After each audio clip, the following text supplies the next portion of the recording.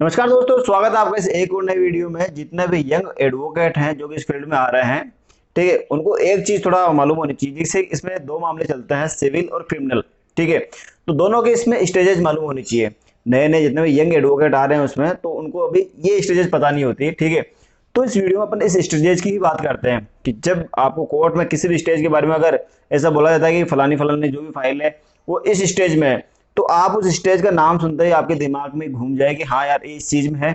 और इसके बाद में अब अपने जो वकील साहब है वो ये काम करेंगे। देखिए, सभी को पता है, जिन जो नए अधिवक्ता हैं वो कोर्ट में डेली प्रोसेस पे जाते हैं। ठीक है, तो आज फाइल में ये सुनवाई हुई, इनको पता है कि वकील साहब को कोर्ट में बुलाया गया है, लेकिन वकील साहब ने किस मामले में और किस स्टेज पर कौन सा क्या कार्य किया ये किसी को नहीं मालूम। ठीक है, तो इस वीडियो में अपन फिलहाल इसी बात पर चर्चा करेंगे कि जब भी वकील साहब आपके वकील साहब को या आपको कोई कोर्ट में बुलाया जाता है कि आपकी फाइल इस स्टेज में है, तो आपको उस समय क्या करना होता है और क्या नहीं करना होता। ठीक है, ये सारा जो प्रोसेस होता है वो स्टेजेस के आधार पर होता है। जिस पर जो आपकी फाइल स्टेज पर है उसी फाइल की स्टेज के अनुसार उस पर काम होता है। जैसे अगर आपकी फाइल में कोई ट्रायल शुरू नहीं हुआ है, तो ट्रायल शुरू करने में क्या स्टेज होती है। अगर कोई एग्जामिनेशन होना है, मतलब कि कोई भी चीफ या एग्जामिनेशन का मतलब होता है गवाही। ठीक है, अगर वो गवाही होनी है तो कैसी होगी, या फिर कोई ऑर्डर होना होता है, जजमेंट होना होता है। मतलब जब स्टेज आपको मालूम होगा तो आपको पता चलेगा कि इस स्टेज में अब ये होना है और इसमें ये बाकी है। जितने भी नए अधिवक्ता हैं उनको तो ये मालूम होना चाहिए। अगर स्टेज का आपको मालूम रहेगा तो आप फाइल को आराम से सीख सकते हो, उसको पकड़ सकते हो, और अब इसमें क्या क्या आप कर सकते हो और घर आकर प्रैक्टिस भी कर सकते हो। और अगर आपको फिर भी कुछ समझ में नहीं आए तो आप अपने सीनियर से कुछ डाउट आपके रहते हैं तो वो भी वहां से पूछ सकते हो। जितने भी नए यंग एडवोकेट आप फिलहाल इस वीडियो को देख रहे हैं, तो उनको सभी को मैं कहना चाहूंगा कि आपको जो भी केसेस चलता है उसकी स्टेजेस मालूम होनी चाहिए। उस स्टेजेस में क्या होता है, कैसे करना होता है। ठीक है, ऑर्डर शीट क्या होती है, ऑर्डर शीट में क्या बातें लिखी हुई होती है, और जो कोर्ट में जो दस्तावेज पेश किए जाते हैं उनको क्या कहा जाता है। ठीक है, और आने वाले वीडियो में बताऊंगा कि प्रदर्श क्या होते हैं, एग्जिबिट क्या होते हैं। कोर्ट में जब भी एविडेंस के लिए किसी को बुलाया जाता है, जो फाइलें होती हैं उस फाइलों में एग्जिबिट कैसे लगाया जाता है, बहुत सारी बातें हैं जो कि आपको सीखनी बहुत जरूरी है। ये कुछ छोटे छोटे पार्ट्स हैं जो कि आपको याद रखने हैं, समझने हैं, क्योंकि डे बाई डे आप कोर्ट में जाओगे तो एक फाइल की स्टेज अलग होगी, दूसरे फाइल की स्टेज अलग होगी। जैसे कि आप किसी लॉयर के अंडर प्रैक्टिस कर रहे हो या इंटर्नशिप कर रहे हो, तो आप देखोगे एक दिन वहां पर सेम डे एक दिन फाइल नहीं होती, चार पांच फाइलें होती है, और हर चीज का मैटर अलग अलग हो सकता है। ठीक है, कोई डोमेस्टिक वायलेंस की हो सकती है, कोई लड़ाई झगड़े की हो सकती है, कोई एनआई कोर्ट की से संबंधित हो सकती है। तो हर एक चीज का पार्ट अलग है और हर एक चीज की स्टेज अलग है। कोई कौन से स्टेज में है, कोई कौन से स्टेज में है। मान लीजिए किसी की जो फाइल है, किसी में 1 महीने पहले कोई नई फाइल आई है या ऑलरेडी कोई साल से 2 साल से चल रही है, तो उसमें स्टेजेस अलग होगी। तो आपको ये चीजें समझनी है, हर एक पार्ट की स्टेज अलग है और स्टेज में क्या काम हो रहा, तो ये चीजें बहुत ही इंपॉर्टेंट है। और जब आप कोर्ट में अंदर जाओगे तो ये जो आप देख रहे हो, जो एग्जामिनेशन के जो पार्ट है, चीफ एग्जामिनेशन और क्रॉस एग्जामिनेशन, ये बहुत ही महत्वपूर्ण और इनको आपको सीखना भी जरूरी है। इसमें एक चीज ध्यान रखने वाली होती है कि जब वो एग्जिबिट लगाते हैं, प्रदर्श लगाते हैं, और पीडब्ल्यू जो वर्ड लगाते हैं उसको भी आपको समझना बहुत ही जरूरी है। तो कुछ बातें हैं कोर्ट के अंदर आपको समझ में आएगी जब आप आर्गुमेंट देखोगे, जब आप एविडेंस देखोगे, जब आप चीफ एग्जामिनेशन देखोगे, और जब आप क्रॉस एग्जामिनेशन देखोगे। तो वहां पर जब फाइलें होंगी, फाइलों में कैसे वो हमारे सरकारी वकील होते हैं, सरकारी वकील किस प्रकार उसमें काम करते हैं, ठीक है, किस प्रकार सवाल करते हैं, किस प्रकार जवाब आता है।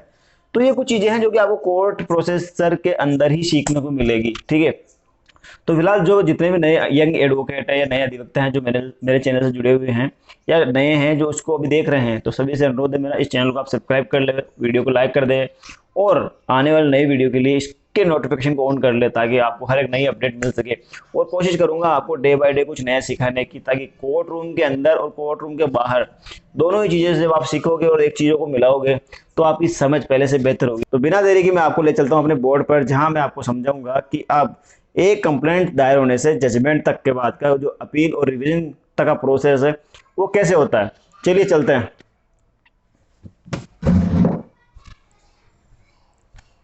तो दोस्तों, जैसा कि हम आगे बोर्ड पर, तो आप यहाँ देख सकते हो कैसे एक क्रिमिनल जो भी ऑफेंस होता है उसकी स्टेजेस कैसे चलती है। तो आइए इस बोर्ड में आपको एक नॉर्मल जहां से स्टार्ट होती है कहानी वहीं से आपको समझा देता हूँ।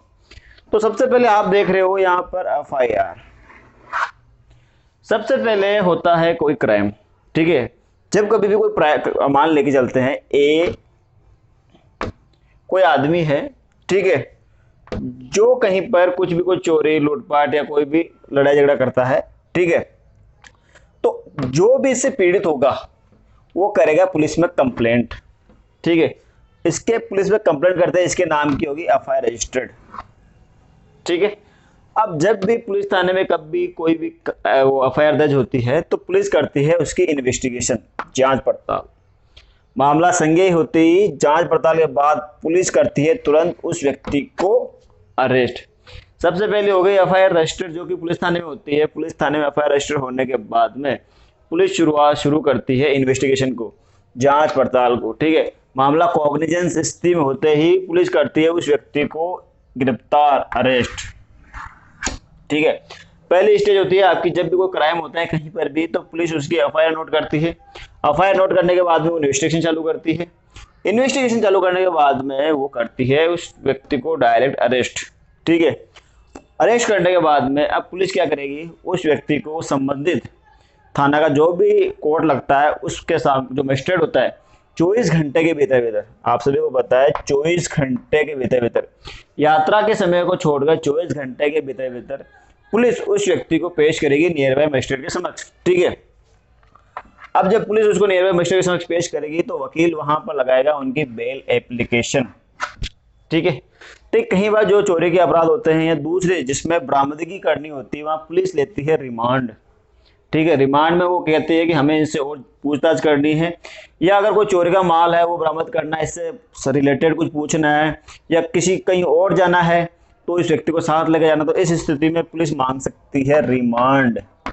ठीक है, उसमें बेल एप्लीकेशन अभी नहीं लगेगी, क्योंकि जब अगर मान लीजिए कोई चोरी जैसे अपराध होते हैं तो अगर पुलिस रिमांड मांगती है तो बेल एप्लीकेशन थोड़े रुक जाती है। उस समय जब तक वो रिमांड की अवधि कंप्लीट नहीं हो जाती तब तक बेल एप्लीकेशन नहीं लगाई जाती। रिमांड की जो अधिकतम अवधि होती है वो होती है 15 दिन, लेकिन मजिस्ट्रेट कभी भी एक साथ ये 15 दिन की अवधि किसी भी पुलिस अधिकारी को एक साथ नहीं दे सकती। वो स्टार्टिंग में 2 दिन का, फिर 3 दिन का, ठीक है, एक साथ कभी नहीं देती। अगर मान लीजिए पुलिस मतलब मजिस्ट्रेट साहब हैं, वो पुलिस को 2 दिन की या 3 दिन की रिमांड की अवधि देते हैं, 3 दिन बाद में पुलिस वापस आती है, इन्वेस्टिगेशन का पार्ट अगर छूट जाता है या पूरा नहीं हो पाता तो पुलिस फिर से जज साहब से रिक्वेस्ट कर सकती है, साहब हमारा भी इन्वेस्टिगेशन का पार्ट पूरा नहीं हुआ है तो हमें कुछ दिन की मोहलत और दे दे, तो वहां पर पुलिस रिमांड की अवधि बढ़ा भी सकती है। ठीक है, अब जब ये रिमांड की अवधि पूरी हो जाती है, ठीक है, अब जब ये रिमांड पूरा हो जाता है तो उसके बाद में वकील लगाता है बेल एप्लीकेशन। ठीक है, गिरफ्तार होने के बाद में लगती है बेल एप्लीकेशन। बेल एप्लीकेशन लगेगी सीआरपीसी सेक्शन 437 में। ठीक है, बेल एप्लीकेशन जो पुराना जो कानून था उसमें सीआरपीसी सेक्शन 437 में लगाई जाती थी, नए कानून में ये सब कुछ चेंज हो चुका है। ठीक है, सीआरपीसी चेंज हो गई है, उसकी जो 37 है 437 है वो भी नया हो गया है। ठीक है, अब फिलहाल 437 में नहीं लगेगी, और जब 437 में बेल खारिज हो जाती थी तो ये सेशन कोर्ट में लगती थी, जो कि सेक्शन 439 में।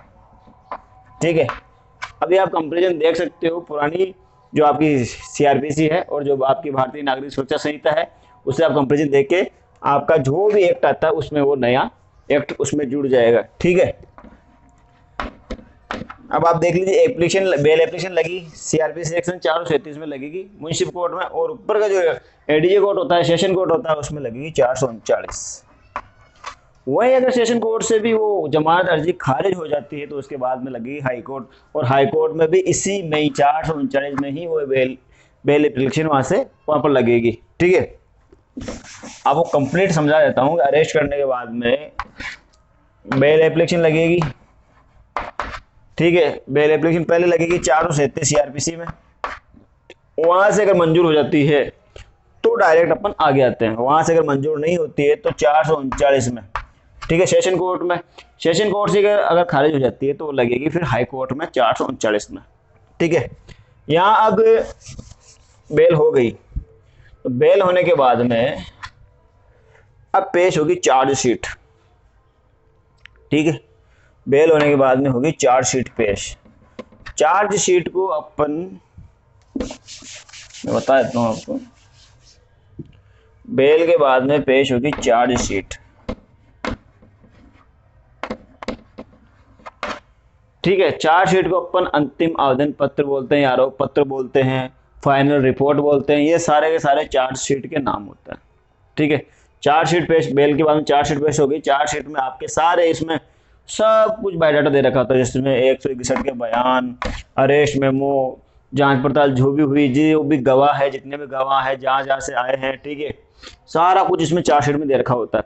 एक बार जब भी आप कभी कोर्ट में जाओ तो एक बार उस चार्जशीट को जरूर पढ़े अच्छे से। सीआरपी सेक्शन 173 में पुरानी चार्जशीट पेश होती थी, ठीक है, तो एक बार चार्जशीट के नीचे आराम से जितने भी उसमें दस्तावेज पेश होते हैं उन सबका अवलोकन करें और उन्हें समझे कि कोर्ट कब किस चीज को पेश करती है, बनाती है। जैसे अरेस्ट मेमो भी बनता है, ठीक है, गिरफ्तारी का, और बहुत सारे डॉक्यूमेंट्स हैं जो कि उसमें आते हैं। अब जैसे ही चार्जशीट बन गई, चार्जशीट पेश हो गई, तो चार्जशीट के समय भी एक बार और जो जमात मुसलके हैं वो भी पेश करने होते हैं, ये कोई नहीं बताता, ठीक है। चार्जशीट पेश हो, चार्जशीट पेश होने के बाद में कोर्ट लगाएगी चार्ज